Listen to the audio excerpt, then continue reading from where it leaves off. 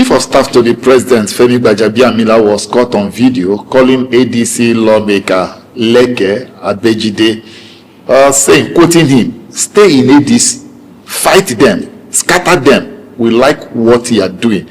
Does it give credence to insinuations that this Tinubu government is out to just muzzle opposition? Muzzle is understatement.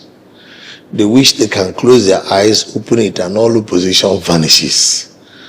This shows how worried they are about opposition political parties. They admit that they have failed woefully and that they are not able to deliver to Nigerians and convince them to vote for them in 2027. All that Tinubu said about opposition, he will send Abacha to go and scatter them. Abacha cannot take care of himself. Abacha cannot take care of himself. How do you mean?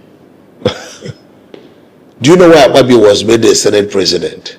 Because he has numerous EFCC cases against him. So each time they present an issue to him, they show him his EFCC cases. And then he will bow. Because the day he stops doing their biddings, they will use EFCC and send him back to prison where he belongs. And he knows it. So Abacha is like a zombie. By the way, he was my schoolmate in Unica.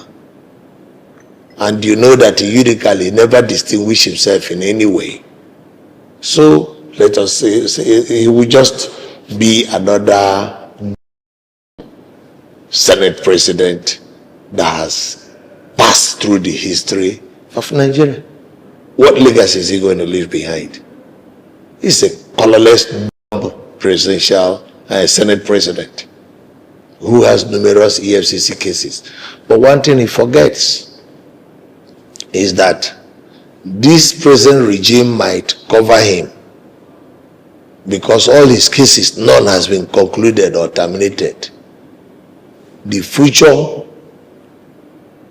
parties that might take over power, if they are not his party and if it's not aligned to them, might also choose to continue the cases and send him to prison. So nobody should allow himself to be used the way these people are using all the people they have on their stable. And I want to ask everybody, look back in history where you started. Like the leader of the ADC in the Senate,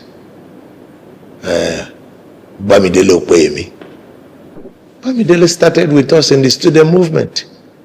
He was a student in University of Benin where he studied law. We elected him as NAN's president under the military regime. And at that time, NANS was banned. Bamidele, you as NAN's president operated a banned organization under the military regime of Babangida. Bamidele, what makes you think that if you can survive fighting against the military regime of Babangida as NAN's president, that we will not fight against Tinubu? What makes you believe that? We should also ask our friend, who is the majority leader of APC, Professor Julius Ehovare. Julius, in all your life, you have carried yourself as a progressive, a Democrat. Can you say that what your party and you and your party are doing is you are living up to the tenets of what you proffered in the past as a comrade professor in University of Port Harcourt? Can Oshobole honestly say that what we have today as government, which is participating in, are not a bunch of bandits in power?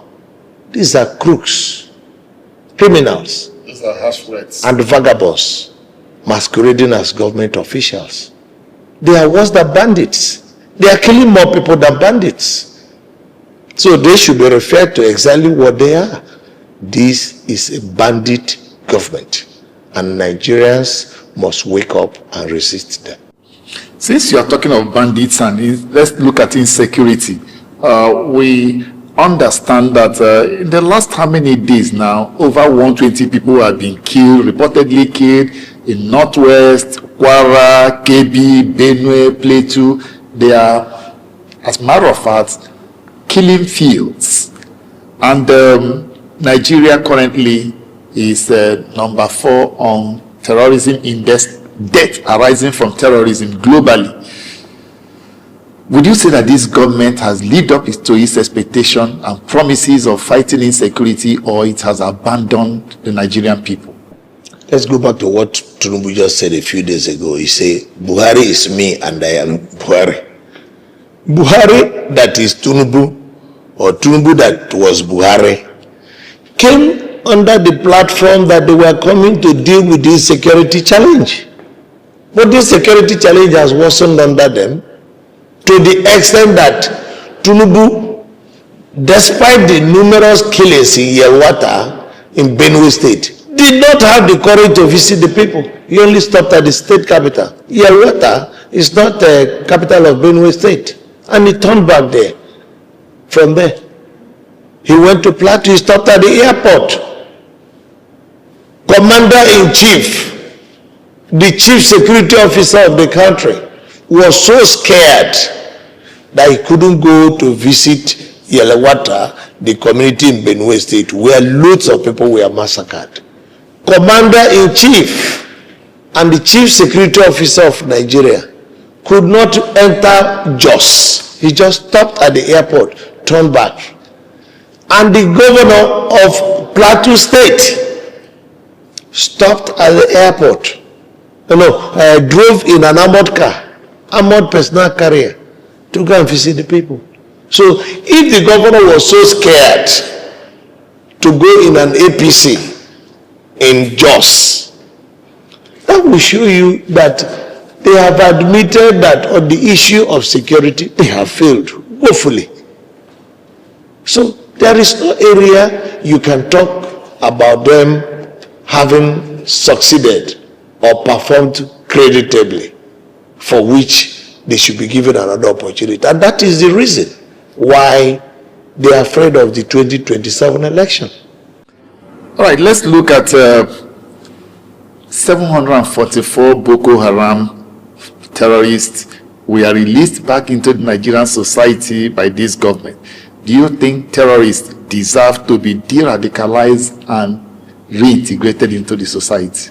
I will leave the APC government that has taken that decision to answer that question. If they are satisfied, let them release them. If they are not satisfied, let them keep them. So if they are satisfied that they release them into the system and they continue in their old ways, it is the cross of the APC government. They should deal with it.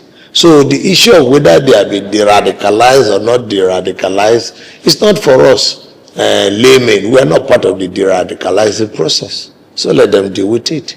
But if you may recall, there are things Nasiru El-Rufai said about bandits in the past, that there are no repented ones. You see, when in 2023, a lot of my friends were celebrating that at least we now have a Muslim ticket. Muslim ticket.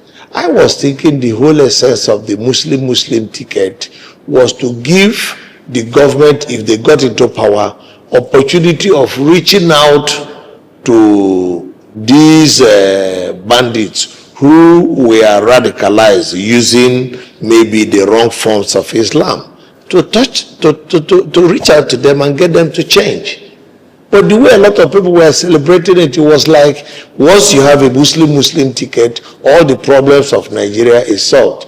But I thank God today, and I like to ask a lot of those people who voted for the Tinubu government because it was a Muslim ticket, how come Gilbert Chagori, a Christian, a Catholic, is getting all the contracts? He's getting all the lofty contracts. It's like they have forgotten that Gilbert Chagori is a Christian. His mother's name is Alice. Look at Lagos Calabar Coastal Highway. Gilbert Chagori, Christian. Lagos, Badagry Sokoto Highway, Gilbert Chagori, Christian. The Apapa Wharves and all the things in the wharf, Gilbert Chagori, Christian. So, did you vote Muslim ticket so that Gilbert Chagori, the son of Alice Chagori, a Christian, a Catholic, could get all the jobs? So when people are voting, relying on religion, they should stop deceiving themselves. And this one should be a big eye-opener. Tell me any Muslims who have got 1/100 the amount of contracts that have been given to Gilbert Chagori, a Christian.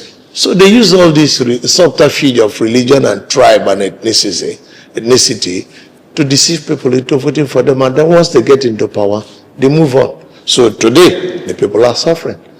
Today, the people are crying. What do you make of the comments of the Senate President, Godswill Akpabio, on the floor of the Senate, that insecurity will end after 2027 elections? I consider Akpabio as, and I won't take anything he says seriously. Whatever he says that suits the convenient of the moment, he just says. And most of the time, you notice that when he says such as, he laughs over it. He's just a clown at best as Senate President. And I think nobody should be taking him seriously when he says all this stuff.